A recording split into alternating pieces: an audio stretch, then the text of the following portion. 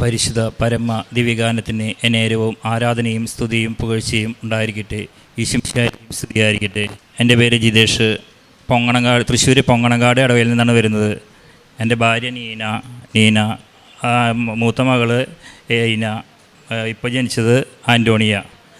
അങ്ങനെ ഞങ്ങൾ ഒരു ഇതാണ് കുടുംബമായിട്ട് ജീവിക്കുന്നത് ഇപ്പോൾ.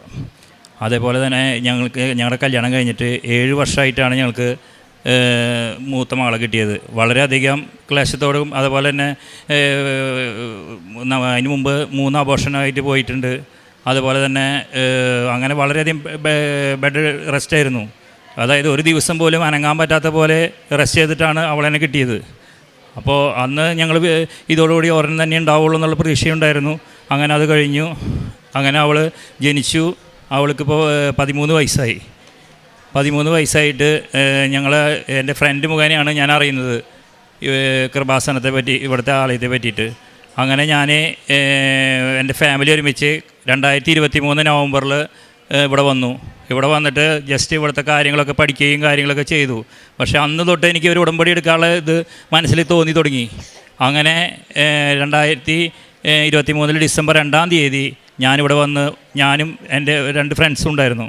ഞങ്ങളിവിടെ വന്ന് ഉടമ്പടി എടുത്തു. അങ്ങനെ ഉടമ്പടി എടുത്ത് വീട്ടിൽ പോയി ഇവിടുത്തെ കാര്യങ്ങൾ അതേപോലെ ചെയ്തിരുന്നു. കാലത്ത് ഞാനും മോളും കൂടി പള്ളിയിൽ പോവും. അതേപോലെ തന്നെ കാര്യപ്രവൃത്തികൾ ചെയ്യും. അതേ വളരെയധികം. അതേപോലെ അച്ഛൻ്റെ കാര്യങ്ങൾ, അച്ഛൻ്റെ ധ്യാനങ്ങൾ ഷെയർ ചെയ്യൽ, കാലത്തെ പ്രാർത്ഥന കേൾക്കൽ, കൊന്ത ചെല്ലൽ, ബൈബിൾ വായിക്കൽ, ഇതൊക്കെ 4:30 എനിക്ക് ഇതൊക്കെ ചെയ്യും. അങ്ങനെ 6:30 ഞങ്ങളുടെ പള്ളിയിൽ കുർബാന. ആ കുർബാനയ്ക്ക് പോകും. അങ്ങനെയാണ് എൻ്റെ ജീവിതചര്യ അങ്ങനെ മാറി. വളരെയധികം മാറ്റങ്ങളുണ്ടായി. അതുപോലെ തന്നെ ദേഷ്യം, കോപം ഇതൊക്കെ ഉണ്ടായിരുന്നു. അതൊക്കെ മനസ്സിന് വിടുതൽ നൽകി തുടങ്ങി. അതായത് ശാന്തതയോടെ കേൾക്കാനും അതുപോലെ തന്നെ എല്ലാം ചെയ്യാൻ. അതുപോലെ എനിക്ക് സൂപ്പർ മാർക്കറ്റാണ്. അവിടെ ദേഷ്യം വളരെയധികം എനിക്ക് അവിടെയും പുരോഗമനം ഉണ്ടായി തുടങ്ങി. മനസ്സ് നന്നാവുമ്പോൾ ഇതേപോലെ ആകെ കലുഷിതമോ ഇതൊക്കെ മാറി. അതുപോലെ തന്നെ ഈ ഡിസംബർ കഴിഞ്ഞ് ജനുവരി കഴിഞ്ഞ് ഫെബ്രുവരിയിൽ എൻ്റെ ഭാര്യ പറഞ്ഞു ആകെ ഒരു സുഖമില്ല എന്ന് പറഞ്ഞു, ആകെ ഒരു അസ്വസ്ഥത എന്ന് പറഞ്ഞു. അപ്പോൾ ആൾ പറഞ്ഞു പ്രഗ്നൻസി ടെസ്റ്റ് നടത്താൻ പറഞ്ഞു. അപ്പോൾ ഞാൻ കളിയാക്കിയിട്ട് പറഞ്ഞു, ഇനിയിപ്പോൾ എനിക്ക് 46 വയസ്സായി, ആൾക്ക് 41 വയസ്സായി. ഇനിയിപ്പോൾ ഈ പ്രഗ്നൻസി ടെസ്റ്റ് നടത്തിയിട്ട് എന്നിട്ട് ഞങ്ങൾ എൻ്റെ മനസ്സിൽ തോന്നി. ഞാൻ അവളോട് പറയുകയും ചെയ്തു. എന്നിരുന്നാലും ഒരു മെഡിക്കൽ ഷോപ്പിൽ കാർ നിർത്തി അവിടെ നിന്ന് തന്നെ ഒരു പ്രഗ്നൻസി ടെസ്റ്റ് വാങ്ങി ഞാനും എൻ്റെ ഭാര്യയും കൂടി വീട്ടിലേക്ക് ചെല്ലുന്നു. വീട്ടിൽ ചെന്നിട്ട് അവൾ അതുപോലെ കുറച്ച് ആൾ കഴിഞ്ഞ് അങ്ങനെ ബാത്റൂമിൽ കയറി അവൾ പ്രഗ്നൻസി ടെസ്റ്റ് നടത്തിയപ്പോൾ ഓടി വന്ന് എൻ്റെ അടുത്ത് ഒന്ന് വന്നേ എന്ന് പറഞ്ഞു കരഞ്ഞിട്ട്. അപ്പോൾ ഞാൻ ചെന്ന് നോക്കിയപ്പോൾ എനിക്ക് കണ്ടു നിറഞ്ഞു. ഞങ്ങൾ അവിടെ നിന്ന് എന്താ ചെയ്യേണ്ടതെന്ന് എനിക്കറിയാണ്ട അവസ്ഥയായി. കാരണം അതേപോലത്തെ ഒരു അവസ്ഥ. അതായത് ഉടമ്പടി എടുത്തിട്ട് ജനുവരിയിലാണ് ഉണ്ടായിട്ടുള്ളത്. ഞങ്ങൾ ഫെബ്രുവരിയിൽ അറിയുന്നത്. എന്നിട്ട് അങ്ങനെ തന്നെ ഡോക്ടറെ അടുക്കി പോയി. അങ്ങനെ കുറേ കഴിഞ്ഞപ്പോൾ എന്താ ചെയ്യണമെന്നൊരു ഐഡിയ ഇല്ലാതായി. ഞങ്ങൾക്ക് തന്നെ ഒരു മനസ്സിന് എന്തോ ഞങ്ങൾ നേരെ പള്ളിയിലേക്ക് പോയി. അടുത്തുള്ള പള്ളിയിൽ പോയി കരഞ്ഞ് അവിടെ നിന്ന് പ്രാർത്ഥിച്ചു. അങ്ങനെ ഞങ്ങൾ പിറ്റേ ദിവസം ഡോക്ടറെ അടുക്കി പോയപ്പോൾ ഡോക്ടർ പറഞ്ഞു 2 മാസം ആൾ പ്രഗ്നൻ്റാന്ന് പറഞ്ഞു. അപ്പോൾ അതിന് മുമ്പ് ആൾ ജോലിക്ക് പോകുമ്പോൾ ബൈക്കുമ്മി പോകണ്ടായിരുന്നേ. റോഡ് കുണ്ടും കുഴിയും ഒക്കെ ഉണ്ട്. എന്നിട്ട് പോലും ഡോക്ടർ സ്കാൻ ചെയ്തപ്പോൾ ഡോക്ടർ പറഞ്ഞു ഒരു കുഴപ്പമില്ല, ധൈര്യമായിട്ട് അവസാന നിമിഷം വരെ ജോലിക്ക് പോയിക്കോട്ടെ, കാരണം ഇതുവരെ ഒരു പ്രോബ്ലം ഇല്ല, അതേപോലെ ഇരിക്കുന്നുണ്ട് എന്ന് പറഞ്ഞു. അപ്പോൾ എൻ്റെ മനസ്സിൽ തോന്നി മാതാവ് വെച്ചതല്ലേ, അല്ലാണ്ട് ഇപ്പോൾ നമുക്ക് ആദ്യത്തെ കുഞ്ഞിനെ എനിക്കത് അന്ന് ഓർമ്മയുണ്ട്. അപ്പോൾ പിന്നെ എനിക്ക് ആകെ പേടിയായി. കാരണം വെച്ചാൽ ഇങ്ങനെ പറഞ്ഞാലും എനിക്ക് എൻ്റെ മനസ്സിലിങ്ങനെ ഒരു തേട്ടൽ, ഇതും പോവോ എന്നുള്ള രീതിയിൽ. അങ്ങനെ കഴിഞ്ഞു. അങ്ങനെ ആൾ ജോലിക്ക് പോകുന്നുണ്ട്. അങ്ങനെ എല്ലാ ടെസ്റ്റുകളും നോക്കുമ്പോൾ ഡോക്ടർ പറഞ്ഞു ഈ 41 വയസ്സ് കുറച്ച് പ്രായമുള്ള ആയതുകൊണ്ട് ഒന്ന് ശ്രദ്ധിക്കേണ്ടതാണ്. പക്ഷേ ഇതിൽ നോക്കുമ്പോൾ എല്ലാം ചെറുപ്പക്കാരെ പോലെയാണ് ഇപ്പോഴും കുഞ്ഞിരിക്കുന്നത്. കുഞ്ഞിൻ്റെ വളർച്ചയുടെ നിരക്ക് അതേപോലെ ഇരിക്കണേന്ന് പറഞ്ഞു. അപ്പോൾ തന്നെ എനിക്ക് ഭയങ്കര ഒരു ആത്മീയ ബലം തോന്നി തുടങ്ങി. കാരണം വെച്ച് കഴിഞ്ഞാൽ മാതാവിനുള്ള ഭക്തി എനിക്ക് കൂടുതലാവുകയും ചെയ്തു. അങ്ങനെ ആൾ ഉണ്ടായി. ഒരു ആൺകൊച്ചാണ് എനിക്ക് കിട്ടിയത്. അതാണിത്. അങ്ങനെ ഇത് കഴിഞ്ഞ് 3 മാസം കഴിഞ്ഞപ്പോൾ ഞാൻ പിന്നെ നമ്മുടെ മലയാളികളുടെ സ്വഭാവം വെച്ച് കഴിഞ്ഞാൽ കിട്ടി കഴിഞ്ഞ് പിന്നെ കുറച്ച് കഴിഞ്ഞ് മറക്കും. അതേപോലെ ഞാനും മറന്നു. കുറച്ച് ശ്രദ്ധകളൊക്കെ പോയി തുടങ്ങി.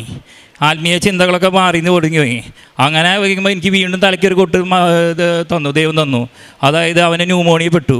വളരെയധികം വളരെ സ്റ്റേജ് വളരെ മോശമായിരുന്നു. അങ്ങനെ അവിടെ നിന്ന് ആംബുലൻസിൽ നേരെ കൊണ്ടുപോയി, ഇത് ജൂബിലി മെഡിക്കൽ കോളേജിലായിരുന്നു, അവിടെ കൊണ്ടുപോയി ചെയ്തു. അവിടെ വെൻറ്റിലേറ്ററിൽ കിടത്തി 3 ദിവസം വളരെ ക്രിട്ടിക്കൽ സ്റ്റേജിലായിരുന്നു പോയിട്ടുണ്ടായിരുന്നത്. അങ്ങനെ അവിടെ നിന്ന് ഞാൻ മാതാവിനോട് പറഞ്ഞ് പ്രാർത്ഥിച്ചു, മാതാവേ നീ തന്ന ദാനം തിരിച്ചെടുക്കരുത് എന്ന് പറഞ്ഞപ്പോൾ കരഞ്ഞ് പ്രാർത്ഥിച്ചു. അതിൻ്റെ ബലം കൊണ്ടാണെന്ന് തോന്നുന്നു 3 ദിവസം കഴിഞ്ഞപ്പോൾ ആൾക്ക് കുറച്ച് പുരോഗമനം ഉണ്ടായി എന്ന് പറഞ്ഞു കഴിഞ്ഞാൽ കണ്ണ് തുറന്ന ആൾ ഇങ്ങനെ കരഞ്ഞു തുടങ്ങി, അങ്ങനെയുള്ള കാര്യങ്ങളൊക്കെ ചെയ്തു തുടങ്ങി. അപ്പോൾ തന്നെ മനസ്സിന് ആശ്വാസം. അങ്ങനെ ഞങ്ങൾ വീണ്ടും അവിടെ നിന്ന് ഒന്നരാഴ്ച കഴിഞ്ഞപ്പോൾ ഡിസ്ചാർജ് ചെയ്ത് വീണ്ടും പോയി. വീണ്ടും പഴയതുപോലെ വീണ്ടും കുറേ കഴിഞ്ഞപ്പോൾ വീണ്ടും മറന്നു, വീണ്ടും അതുപോലെ തന്നെ കൊട്ട് വീണ്ടും കിട്ടി. അങ്ങനെ വീണ്ടും ഹോസ്പിറ്റലിലേക്ക് തന്നെ വീണ്ടും ചെയ്തു. വീണ്ടും ഇതുപോലെ പ്രാർത്ഥന 2 പ്രാവശ്യം അതുപോലെ ഉണ്ടായി. അതോടുകൂടി മനസ്സിലായി ഇത് വേറെ കളിയാണ്, നമ്മൾ വിചാരിക്കാത്തതല്ല. അതേപോലത്തെ സംഭവമാണ്. മുകളിലുള്ളവൻ തീരുമാനിച്ച പോലെ നടക്കുള്ളൂ. നമ്മൾ കാര്യങ്ങളൊന്നും നമ്മൾ വിചാരിച്ച പോലെ നടക്കില്ല. ആളെന്താണ് വിചാരിക്കുന്നത് നടക്കുന്നത് എനിക്ക് അങ്ങനെ തോന്നി. അങ്ങനെ വീണ്ടും പ്രാർത്ഥനയോട് കൂടിയിട്ടും അതുപോലെ തന്നെ തൈലം ഞാൻ അന്ന് ഹോസ്പിറ്റലിൽ കൊച്ചി കിടന്നപ്പോൾ അവൻ്റെ തലയിൽ എന്നും തൈലം അഭിഷേകം ചെയ്തിരുന്നു. എനിക്ക് കയറാൻ പറ്റില്ല, എൻ്റെ ഭാര്യയ്ക്കാണ് അതിന് നിന്നിരുന്നത്. അവളതിൽ തൈലം കൊടുത്തേക്കും. അപ്പോൾ കുഞ്ഞിൻ്റെ മേലത്ത് തൈലം കുഞ്ഞിൻ്റെ തലയിൽ അഭിഷേകം ചെയ്യും. അതുപോലെ തന്നെ ഞങ്ങൾ കാലത്ത് എനിക്കുമ്പോൾ ഈ തൈലവും ഉപ്പും ചെയ്തിട്ടാണ് ഞങ്ങൾ ഇറങ്ങുന്നത്. അതിൻ്റെ ബലമായി തോന്നുന്നു. എനിക്കൊരു വലിയൊരു വാഹന അപകടം ഉണ്ടായി. കാരണം വെച്ച് കഴിഞ്ഞാൽ ഞാൻ വരുമ്പോൾ നല്ല രീതിയിൽ പെട്ടെന്ന് വലിയൊരു വാഹനം റോഡിനെ ക്രോസ് ചെയ്ത് കിടക്കുകയാണ്. ഞാൻ കണ്ണ് ഇടിച്ചു, പക്ഷേ എനിക്ക് ഒന്നും പറ്റിയില്ല. അത് കണ്ടിട്ട് എനിക്ക് തന്നെ തോന്നി, കാരണം എന്നെ കൊണ്ട് പുറത്തേക്ക് എടുത്ത് വെച്ച പോലെയാണ് തോന്നിയത്. എനിക്ക് എന്നെ അങ്ങനെ കൈവൊഞ്ഞി പോലെ എടുത്ത് പുറത്തേക്ക് വെച്ച പോലെ എനിക്ക് തോന്നിയത്. അപ്പോൾ എനിക്ക് തോന്നി ലോക്കറ്റിൻ്റെ ആ ബലം. അങ്ങനെ അതുണ്ടായി. അതുപോലെ തന്നെ ലോണുകളും കടങ്ങളൊക്കെ കൂടുതലുണ്ട് എനിക്ക്. അതൊക്കെ ഇങ്ങനെ മാതാവ് എൻ്റെ കടയിലൂടെ പുരോഗതി തന്ന് അതൊക്കെ കുറേയൊക്കെ വീട്ടുവാനും അതൊക്കെ അടഞ്ഞു തീർക്കുവാനും സഹായിക്കുന്നുണ്ട് മാതാവ്. അതുപോലെ തന്നെ കാര്യപ്രവൃത്തി എന്ന് പറഞ്ഞു കഴിഞ്ഞാൽ ഞങ്ങളുടെ തൊട്ടപ്പുറത്ത് ഒരു ഓൾഡ് ഏജ് ഹോമുണ്ട്.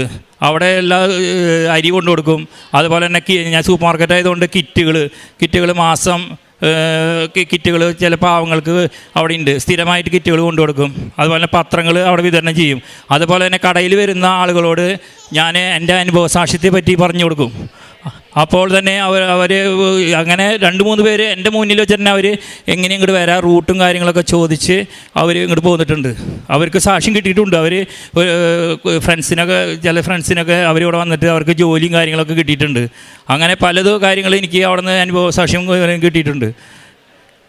അങ്ങനെ ഇനിയും എനിക്ക് കുറച്ച് കാര്യങ്ങളും കൂടി ഉണ്ട്, നിയോഗങ്ങളും കൂടി ഉണ്ട്. അത് സാക്ഷി തരുവാൻ മാതാവ് എന്നെ ഇവിടെ വീണ്ടും കൊണ്ട് നിർത്തുമെന്ന പ്രതീക്ഷയോടെ മാതാവിനും തിരുക്കുമാരനോടും ഒരുപാട് നന്ദി പറഞ്ഞുകൊണ്ട് എന്നെ അവസാനിപ്പിക്കും. സങ്കീർത്തനങ്ങൾ 91:4 തൻ്റെ തൂവലുകൾ കൊണ്ട് അവിടുന്ന് നിന്നെ മറച്ചുകൊള്ളും, അവിടുത്തെ ചിറകുകളുടെ കീഴിൽ നിനക്ക് അഭയം ലഭിക്കും, അവിടുത്തെ വിശ്വസ്തത നിനക്ക് കവചവും പരിചയമായിരിക്കും. ജിനേഷ് എന്ന ഈ സഹോദരൻ ജീവിത പങ്കാളിയോടും മക്കളോടും ചേർന്ന് മരിയൻ ഉടമ്പടി ജീവിതത്തിലൂടെ ലഭിച്ച ദൈവാനുഗ്രഹങ്ങളെ നന്ദിയോടെ അമ്മ മാതാവിൻ്റെ തിരുനടയിൽ സാക്ഷ്യപ്പെടുത്തുകയാണ്. സഹോദരൻ പറഞ്ഞു, ഒരു സുഹൃത്ത് വഴിയാണ് കൃപാസനത്തെക്കുറിച്ച് അറിയുന്നതും അമ്മയുടെ തിരുനടയിലെത്തി ഉടമ്പടി ജീവിച്ച് തുടങ്ങുന്നതും. സഹോദരൻ സൂചിപ്പിക്കുകയും ചെയ്തു, ആദ്യത്തെ കുഞ്ഞ് വിവാഹ ജീവിതത്തിൻ്റെ 7ാമത്തെ വർഷമാണ് അവർക്ക് ലഭിക്കുന്നത്.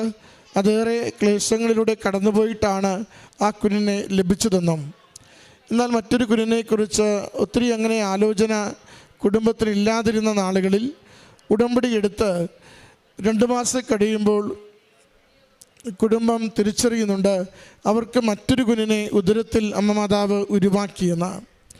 2-3 കാര്യങ്ങൾ ആ 2ാമത്തെ കുഞ്ഞിൻ്റെ വിഷയത്തിൽ സഹോദരൻ സൂചിപ്പിക്കുന്നു. 1-2 പേർക്കും പ്രായം 40+ ആണ്. ഹൈ റിസ്ക് ഏജിൻ്റെ സമയമാണത് പ്രഗ്നൻസിയെ സംബന്ധിച്ച്.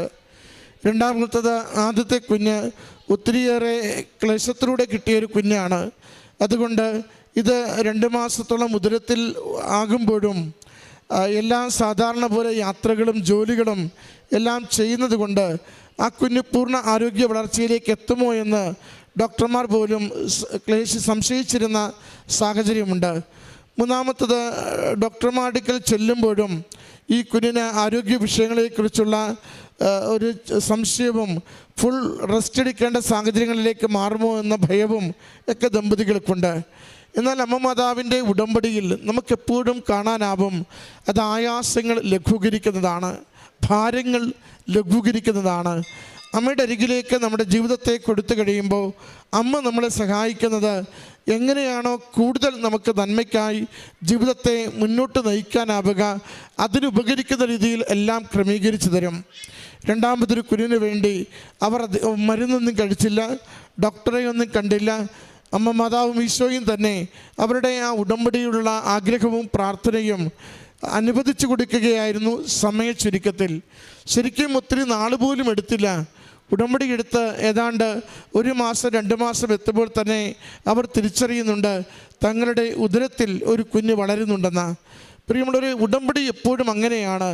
അമ്മയോട് ചേർന്ന് നടക്കുവാൻ തീരുമാനിക്കുമ്പോൾ തന്നെ അമ്മ നമ്മുടെ ജീവിതത്തിനൊപ്പം ചേർന്ന് നടക്കുകയും നമ്മുടെ ജീവിതത്തെ സഹായിച്ചു കൊണ്ടിരിക്കുകയും ചെയ്യും. ഒട്ടും പിശുക്കില്ലാതെ നമ്മുടെ ജീവിത സാഹചര്യങ്ങളിൽ അമ്മയുടെ ഇടപെടൽ നമുക്ക് കാണാനാവും.